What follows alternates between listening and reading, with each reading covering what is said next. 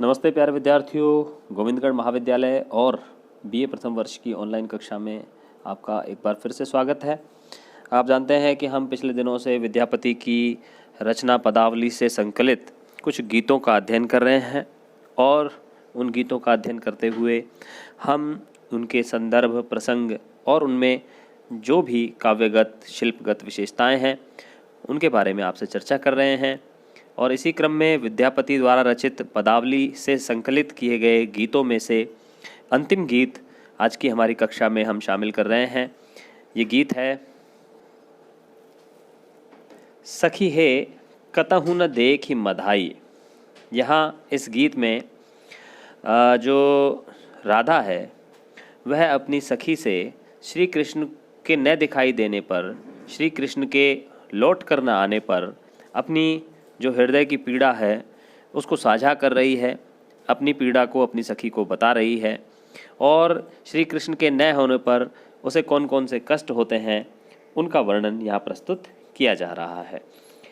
तो देखिए, मैं पहले इसको पढ़ देता हूँ। सखी हे कतहु न देखि मधाई, कांप शरीर धीर नहीं मानस, अवधि नियर भेल आई।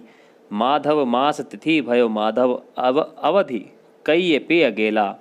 कुछ जुग संग परस कर बोलल, ते पर तिति मोहि भेला। मृग मद चानन परिमल कुमकुम, के बोल शीतल चंदा। पिय बिसलेख अनल जो बरसिए, विपति चिनिय भल मंदा।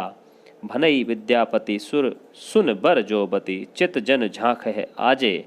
पिय बिसलेख कलेश मिटाएत, बालम बिलस समाजे। यहाँ पर नायिका जो है, राधा जो है, श्री कृष्ण के वियोग में व्याकुल होते हुए अपनी सखी से कहती है कि हे सखी, देख मुझे कितने दिन हो गए, श्री कृष्ण मुझे आज तक दिखाई नहीं दिए। कतहु न देख मधाई, मुझे कहीं पर भी दिखाई नहीं दे रहे हैं श्री कृष्ण। कांप शरीर, मेरा सारा शरीर कांप रहा है। धीर नहीं मानस, मेरे मानस में, मेरे मन में, मेरे हृदय में बिल्कुल भी धैर्य धारण नहीं हो पा रहा है। अवधि नियर भेल आई, जो अवधि वो बता करके गए थे आने की, वह भी नियर यानी निकट आ रही है। भेल आई का मतलब आ रही है। माधव मास तिथि भयो माधव, माधव मास की माधव तिथि भी आ गई है। माधव मास का मतलब है वैशाख मास की, माधव तिथि का मतलब है एकादशी तिथि। तो वैशाख मास की एकादशी तिथि भी आ चुकी है। अवधि कई पिय गेला, जो अवधि मुझे मेरे प्रियतम कह कर गए थे वह भी निकट आ गई है। इसलिए मेरा सारा शरीर कांप रहा है, मेरे हृदय में धैर्य नहीं है और अब मैं बड़ी व्याकुल हो रही हूँ, मुझे श्री कृष्ण कहीं भी दिखाई नहीं दे रहे हैं।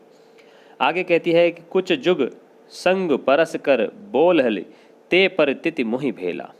जो श्री कृष्ण थे वो जब गए थे तो वो मेरे शरीर को स्पर्श करके, कुछ जुग का मतलब है मेरे दोनों स्तनों को स्पर्श करके, संग परस करके मतलब एक साथ स्पर्श करके, बोलल ही ते परितिति नहीं मोहि भेला। इसीलिए मुझे उनकी बात का विश्वास हो गया था कि जब उन्होंने मेरे शरीर को स्पर्श करके ये कसम खाई थी कि वो माधव मास की तिथि को आ जाएंगे, तो मुझे उनकी बात में किसी प्रकार का संदेह नहीं रहा था और इसीलिए ते परितिति मोहि भेला का मतलब है मुझे उन पर पूरा विश्वास था। लेकिन यह विश्वास अब टूट गया है।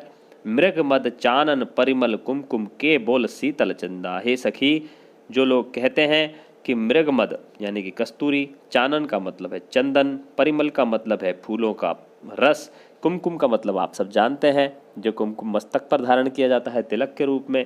के बोल शीतल चंदा, और चंदा चंद्रमा को भला लोग शीतल कैसे बोल लेते हैं, कैसे बोल लेते हैं मतलब यहाँ एक व्यंजना है कि ये मुझे बिल्कुल भी शीतल प्रतीत नहीं हो रहे हैं। क्यों?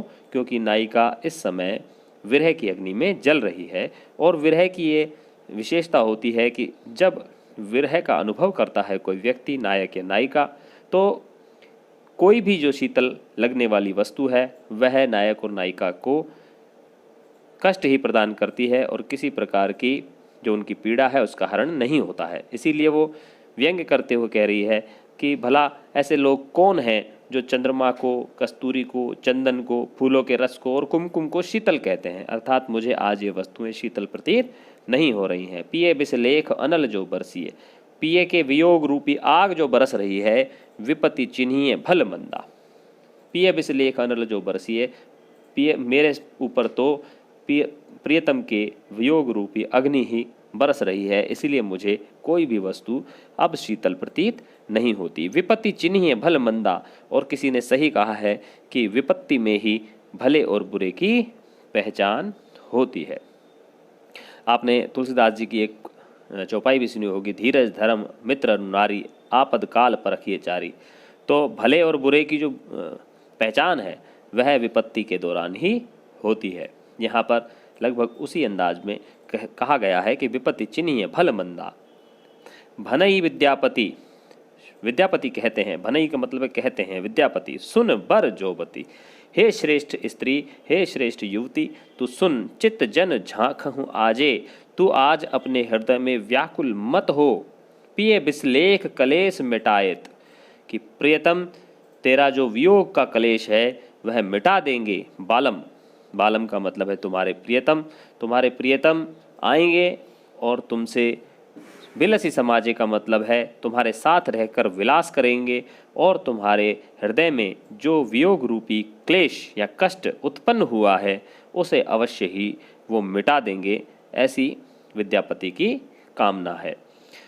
यहाँ पर आप देखें, यहाँ वियोग श्रृंगार का ये अद्भुत छंद है। वियोग श्रृंगार की अभिव्यक्ति हुई है जहाँ नायक या नायिका अपने प्रियतम से बिछुड़ जाने पर पीड़ा का अनुभव करते हैं, वहाँ वियोग श्रृंगार रस होता है। वियोग श्रृंगार में जो शीतल लगने वाली वस्तुएं होती हैं वह भी कष्टप्रद हो जाती हैं, दुख देने वाली हो जाती हैं, और इस तरह से इसमें राधा और कृष्ण के जो अटूट प्रेम है उसका वर्णन किया गया है। विद्यापति का जो ये पाठ है, जो ये अध्याय है, वो यहाँ पर संपन्न होता है। बहुत बहुत धन्यवाद, शुक्रिया।